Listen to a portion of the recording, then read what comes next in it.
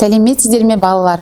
Бүгін біз сабағымызда тірек сөздер мен жоспарды пайдалана отырып монолог құрауға және күрделі сөздердің түрлерін ажырата алуға жаттығатын боламыз. Ендеше, мына жұмбаққа жауап айтып көрейік. Ел жұртты алға сүйрейді, аға іні іздейді. Қызметтің барлық түріне бір сөзбен айт, не дейді? Дұрыс айтасыздар балалар. Жауабы мамандық. Балалар, осы жұмбақтың ішінен белгіленген сөздерге назар аударайықшы. Ел жұрт және аға іні.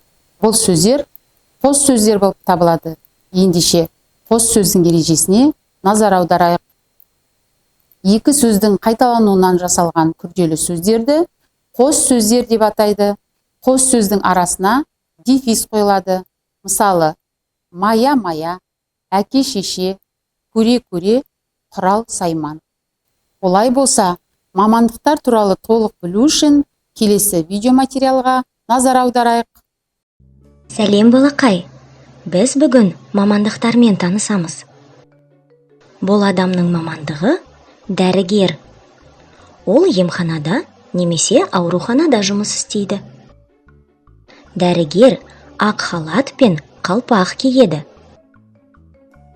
Ол науқас адамдарды емдейді, дәрі жазып береді. Дәрігердің кабинетінде әртүрлі медициналық құралдар бар. Мектепте балаларды мұғалім оқытады. Ол тақтаға есептер жазады, ал оқушылар оларды шығарады. Сабақты түсіндірген кезде мұғалім таяқшаны қолданады. Мұғалімнің үстелінде оқулықтар жатады. Бұл оқулықтар бойынша мұғалім оқушыларға білім береді. Бұл аспаз. Ол әртүрлі дәмді тағамдарды дайындайды. Аспазға кафедегі барлық адамдарды тамақтандыру үшін бір уақытта бірнеше тағамды пісіру керек. Оған жұмыс істеу үшін әртүрлі азық-түлік, ыдыс, электр плита керек. Аспаз киімін былға былмау үшін алжапқыш және шашын жабу үшін қалпақ киеді. Құрылыста кім жұмыс істейді? Құрылысшы. Ол үйлер, дүкендер, мектептер және басқа ғимараттарды салады. Құрылысшы комбинезон киеді. Комбинезонның қалталарына әртүрлі құралдар салуға болады. Мысалы, қалақша, балға, деңгей. Және басын қорғау үшін құрылысшы каска киеді. Дүкенде сатушы жұмыс істейді. Ол дүкенде азық-түлікті сөрелерге қойып, бағасын жазады. Кейбір азық-түлікті өлшеп сату керек. Ол үшін сатушы электронды таразыны қолданады. Сатып алушының барлық азық-түлігінің бағасын санап, сатушы ақша алады. Кассадан чек беріп, қалған ақшасын қайтарып береді. Сатушы алжапқыш пен арнайы бас киім киеді. Полицей адамдардың тыныштығын қорғайды. Оның арнайы формасы, фуражкасы мен қаруы бар. Полицей көмекке тез келу керек. Сондықтан онда полиция мәшинесі бар. Ендеше балалар, оқулықтағы мәтінді бірге оқиық. Әке-шешем қойшы болды. Айдалада ақ боз үй. Айналаның бәрі бұйра-бұйра құм. Сексеуіл, жусанды дала. Бір отар малды шеген құдықтан суарады. Бір отарда мыңға жуық қой бар. Құдықтың басындағы айналмалы ағаш шығыр арқылы түйеге арқан байлап қауға тартамын. Бір қауғаға 30 литрдей су сияды. Әкем қауғадағы суды ағаш науаға құйып тұрады. Қора-қора қойды суару үшін қанша рет қауға тарту керек? Әр қой кемінде 1 литрға жуық су ішеді. Қанша қауға тартқанымды санап отырамын. 100-ге дейінгі санды қауға тартып жүріп үйрендім. Көпен Әмірбек. Балалар, мәтінді мұқият оқыған болсақ, сәйкестендіру тапсырмасын бірге орындайық. Бірінші сұрақ.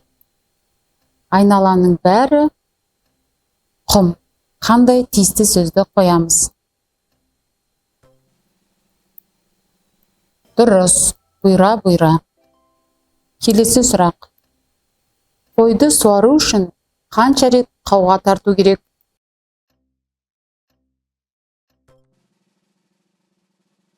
Жауабы қора. Үшінші сұраққа назар аударайық. Кім қойшы болды? Жауабы әке шешем. Жарайсыздар балалар. Тапсырманы дұрыс орындадыңыздар. Енді оқулықтағы 41-ші жаттығуды дәптерімізге көшіріп жазайық. Қора қой жатыр, қарын май жатыр, түйе жүн жатыр, ауыл ел жатыр. Осы өлеңде қос сөздерді табайықшы. Дұрыс.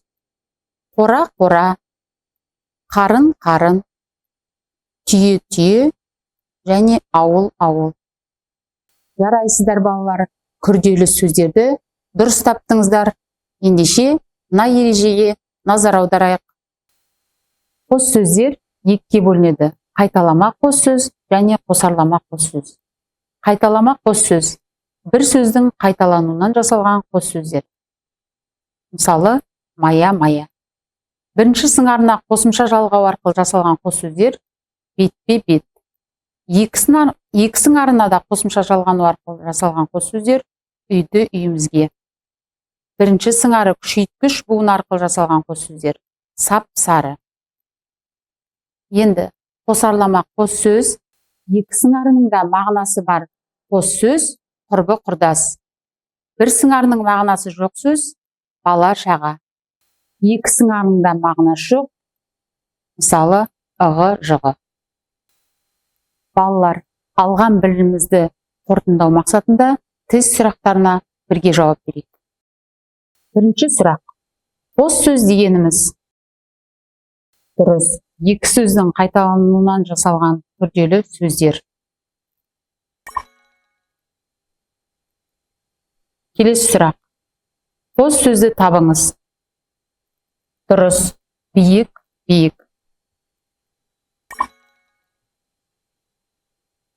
Келесі сұрақ. Қайталама қос сөзді табыңыз. Жарайсыздар. Мая.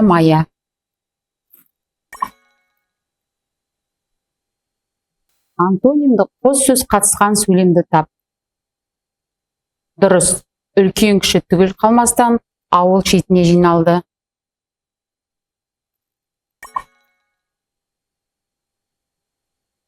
Бесінші сұрақ. Күшейткіш буын қосу арқылы жасалған қос сөзді тап. Дұрыс айтасыздар. Жап-жасыл. Жарайсыздар балалар. Барлық сұраққа дұрыс жауап бердіңіздер. Үй тапсырмасы, 45-ші жаттығу және ереже жаттау сабақ аяқталды. Сау болыңыздар.